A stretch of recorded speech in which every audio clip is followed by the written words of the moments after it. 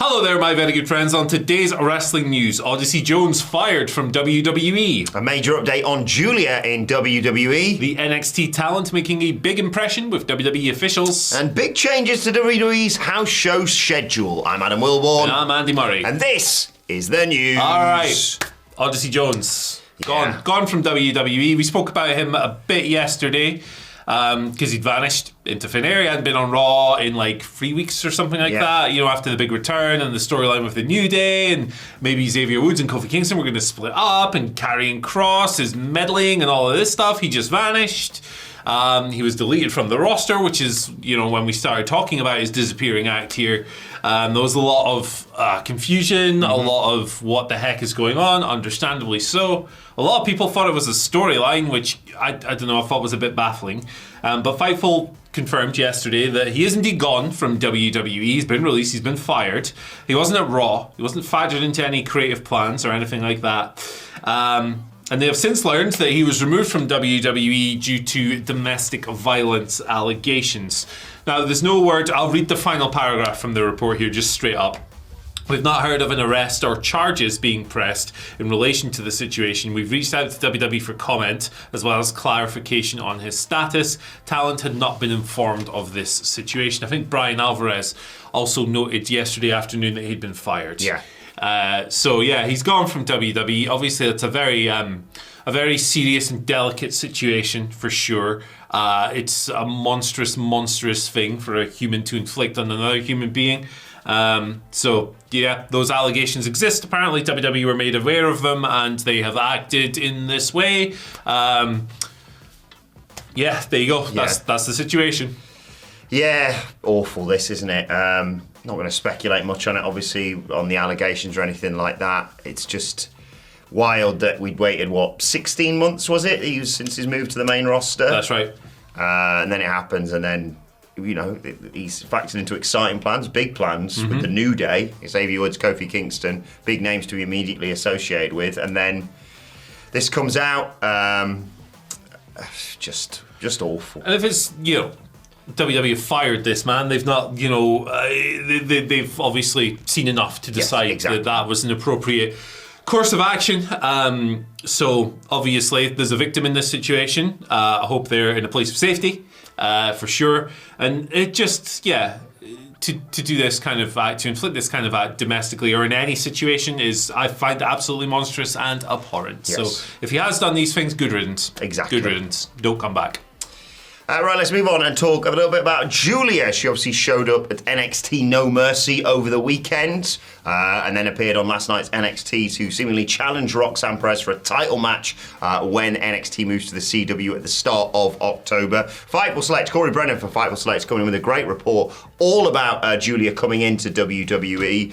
First of all, it was a big surprise for many people when she showed up at No Mercy because they kept it very much a secret. They did the thing where someone stands in for the person who's going to be making a big arrival. Normally that's Shawn Michaels. Apparently it was a producer and just stock music being used in the rehearsals for her arrival at No Mercy. When asked about her presentation following her debut, while Gloria was attainable as theme music for Giulia, it was never strongly considered. They've given her own theme, of course. Also, you know, the like mad amounts of fog and the lights being taken down. That was all planned. That was all part of it to hype up the mystery around it. Also why there was no Tron, because then she could appear through the smoke and lights. Batman was about to come out, I'm not going to lie. It looks great. Obviously, she popped up after the match between Jada Parker and Roxanne Perez at No Mercy.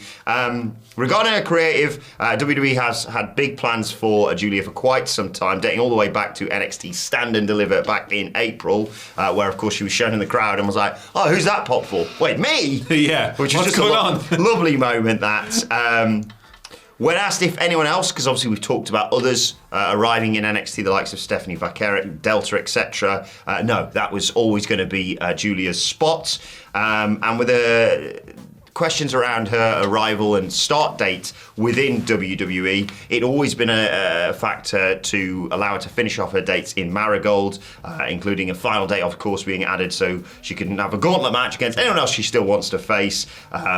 And there was no heat on her for extending her time there, as it was a known possibility even prior to her fracturing her wrist. as I mentioned, the most likely spot, and seemingly the way they're going, is, as Brennan reports, the CW debut for Giulia's match against Roxanne Perez. Little concern as well about her changing of her style. Any worries about her being too stiff, they sort of waved those away. When you want to know how long she's going to be sticking around in NXT, well, Brennan was told she signed a long-term deal with the company, and basically it's going to be a case of however long it takes you to sort of get into the American style, that's how long it might be that she sticks around in NXT. So who knows, by next year she could be on the main roster. She's obviously a big star. They are very excited to have her around, and it's understandable. Yeah, for sure. She's great. I like Giulia a lot. It's interesting to see the different approaches they've taken with her and Stephanie Vacker, who had to cancel all her appearances. Yeah. So she could appear on a house show or two. Yeah. But Giulia was so like, long as in Mexico, we're fine. Yeah. No, finish your dates, it's fine. Obviously, WWE has a relationship with Marigold, which partially explains that, but I think it's funny nonetheless. Giulia's fantastic. She has skills that can't be taught. She has a presence. She has an actual aura. I know people throw that word around like people will just tweet the word aura with a picture of like the Miz or something, and it's like, what are you doing? But no, she actually possesses that. When she's in the room, the mood changes. You can feel it through the screen, and you can feel it in the building. She's definitely she's a pretty hard-hitting worker, to say the very least. So I think it was quite like a bunch of people were just being knobs about this because that's what happens when someone doesn't look to their liking. But yeah, the knee last night, obviously, switching past the head, I think that was probably a bit of a correction on her back. She's quite hard hitting, I'm just saying. Yeah. But at the same time, it was probably more to do with the way they filmed it. That's why it kind of looked not the best. Or Chelsea in the world as well. Yeah. Aww. What'd she do to deserve that, man? I still someone asked me a question on this on a podcast Q&A, and I thought, you know what, they might, like, long term, there might be something in this about her constantly being sort of the bridesmaid and never the bride for these big matches.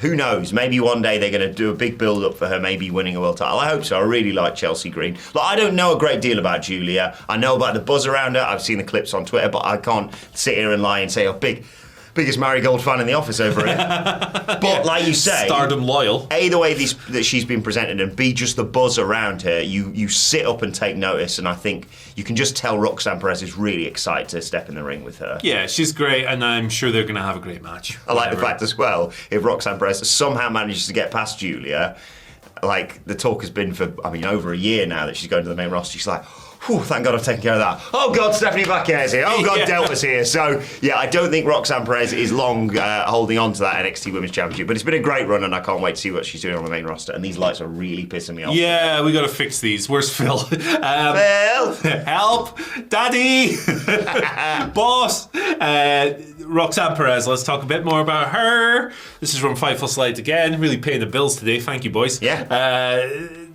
So if it wasn't already obvious, people are pretty happy in WWE with Roxanne Perez. Yeah. I don't know if you maybe got that impression already. But yeah, the phrase they use is incredibly thrilled with her development during her run as a heel and during her title reign here in NXT. They'd reported previously that WWE planned on keeping her in NXT to develop that character. I think it's pretty well developed now. It's ready. Look, Roxanne's been really good. Going back to her Roxy days when she was like 20 or whatever.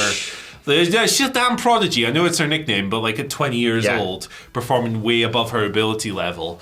I do think that she has, early in WWE, I think there were definitely a few moments where it was like, the acting's a bit over the top, and maybe that still creeps in a little bit, but she's definitely evening any edges out. I think she's had a really good run. Look, she's got like a 20-year career ahead of her still, if she wants one. She's fantastic, maybe even longer. Wonderful pro wrestler. I'm glad she's doing well. Yeah, she's setting all sorts of records, or at least getting up there second place for many sort of like title defences and reigns and what have you. Understandably so. And you're right. I think I'll admit I'm a huge Roxanne Perez fan, but I'll admit when they did the heel turn, I was like, are you sure about this? And there was some wobbles early on, but it's one of those things, a bit like with Bron Breakker, you think some people don't really need to do this alternative version of their character, but if you're going to make those mistakes or work out what it is or iron out those creases or whatever, NXT's kind of the best place for it because you don't want to be having to try that out on the biggest stage, on a Raw or a SmackDown. I think she has developed really well into this heel character now. Yeah, I agree. She's going to be a babyface when she goes to the main roster, obviously. Yeah, she's got history with Rhea Ripley from her time in NXT. She appeared in the Rumble already. Look, she's been ready to go on the main roster since, I'd say, 2023. But they've just decided, we want to see, okay, if we ever need you to do heel stuff, how does that look on you? How does that feel for you to do? But yeah, she's not going to be in NXT for much longer, in my opinion. But she has, like the Jada Parker match, no offense to Jada Parker, I did not have high expectations for that. I didn't think it was going to suck, but I was really impressed with how that was. And you sense the Roxanne Perez element of that has really helped as well because she's got so much experience already at such a young age. Yeah, it's insane. She's a prodigy, like we said, and she's been training with a punker, so yeah. Legend. Awesome. I think I do want to see, because I sense that Cora Jade isn't going to go up to the main roster very soon, just because obviously with her injuries, she's sort of it's stunted her development somewhat. So I think they are going to do a bit more time for her in NXT. So I think if I was in charge, and I'm not, of course, it's Ava. She hasn't got the surname. She's The Rock's daughter and general manager of NXT, or Shawn Michaels. Her surname is The Rock. Indeed. I would do Roxanne Perez drops the title to Giulia, and then he's like, no, Giulia might have the title, but I'm still the best around here, and no one can beat me. And then you have Cora Jade come back and just finish that feud off. Yeah, Roxy can put her over. Yeah, Cora Jade can break a skateboard before she even hits her, Such a shame. Remember the skateboard gimmick? What? Gee whiz. Cora Jade, can you ride a skateboard? No, just walk out over his shoulder then. For that we'll era. Get people who can actually ride skateboards for you at Stand and Deliver, don't worry. That was something else. Remember when Blake Christian was going to be a superhero? It was the best of times. In NXT again? I don't even remember. No. But it was like, superhero, huh? And then they got rid of him before they could even do it. Yeah. Yeah. What was the Wendy Chu gimmick where she was like... She was sleepy. No, before that, when she was sitting in the chair. She was a 1,000-year-old dragon. That's right. This is the best thing in it. You can just say some things, I'll go, I remember it. It was when NXT went from to, is this the best thing on telly? Yeah, you could name literally anything, and they tried it. Cheese Wizard. Was there a Cheese Wizard? Probably. I didn't think that was what was going to be Blake Christian's gimmick. If they didn't do the cheese strings out of his hand. Hey, you might want to email HBK about that one. Yeah. There's still a chance. There's still the odd random one in there. Yep. But they are doing really well at developing less silly gimmicks, let's say. Obafemi's just the best. He's the god. He's awesome. Even though he beat close friend of ours, Stax, of course, last night on NXT. Anyway, let's move on and talk about WWE's live event schedule. Not so much embracing the grind anymore, by the sounds of things here at Fightful Select, which is great.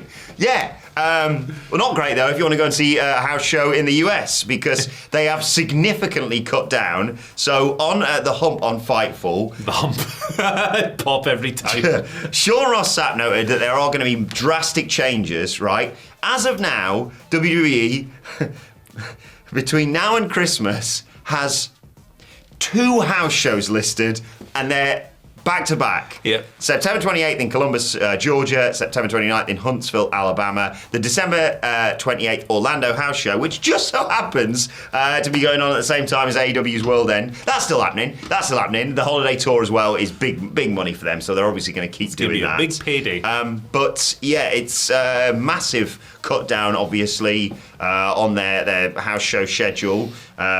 You obviously got the UK tour here in October, another in November. They've obviously done runs in Europe, as they mentioned at Bash in Berlin. They were in Japan in July, as well as in Mexico, April and May as well in Europe, of course.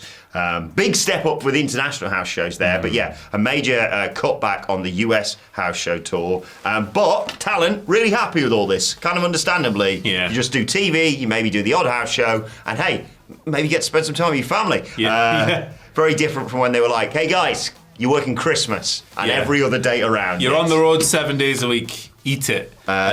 So no US house shows listed for a nearly 90-day period after the Huntsville show, Andy. Yeah, what a change.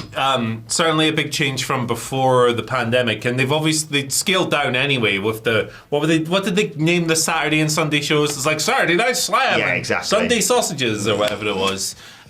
So yeah, big changes. Another gimmick for NXT there, so the Sunday Sausages. There we go. That's the next PLE. Do you know what dual matches they only put on? Bangers. So Chipolata on a pole. sorry, Seamus.